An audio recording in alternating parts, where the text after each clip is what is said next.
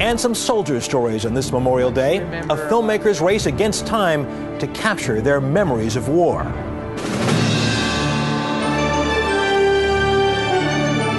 This is the CBS Evening News with Katie Couric. One filmmaker does not expect to set any box office records. He just wants to make sure that Americans never forget the soldiers' stories from America's biggest war. As Wyatt Andrews tells us, it is a race against time to capture their stories. Good morning. Larry Capetto. Larry Capetto isn't just looking for a few good men. I just want you to relax today. He's looking for every World War II veteran he can find. Were you in the Battle of the Bulge?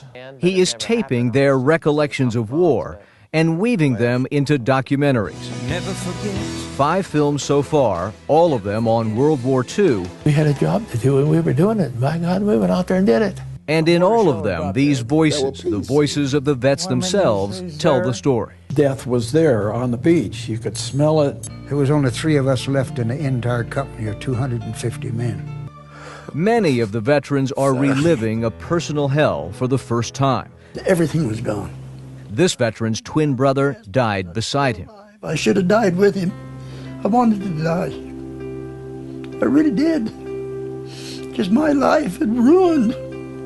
Half of me died when he died. When people watch my films, I want them to feel like me on the other end of that camera, getting that personal side of war, going down those rope ladders, landing on those beaches. Capetto's search for these surviving veterans has been relentless.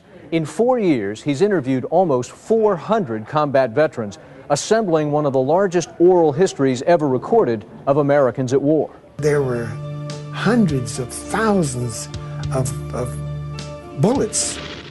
One of the most compelling of those stories came from D-Day veteran Lewis Johnson, a Navy vet who manned a machine gun as he landed on Omaha Beach. It was the worst day of my life. Johnson and Capetto are now a team, sharing these stories at schools. Capetto showing students the taped history and Johnson being history. What do you think you told them that they needed to know? The carnage, the killing, the maiming, the blood. You don't get that in history books.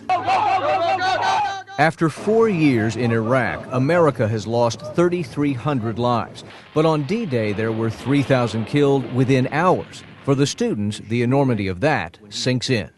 It's like you relive the event with them. To know that so many men gave up their life just for us, it gave me a deeper appreciation. Okay, Joe, right into the camera. Go ahead. As he tapes these interviews, Capetto asks these veterans to salute, and they don't hesitate. He believes it's more than patriotism. When I see those veterans salute, that's what I feel like. I feel like they're saying goodbye. They've done their service to our country. On Memorial Day, we honor those who have died for America. But Capetto isn't waiting for death.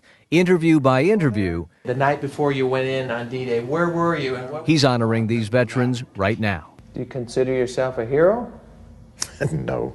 Wyatt Andrews, CBS News, Monroe, Louisiana.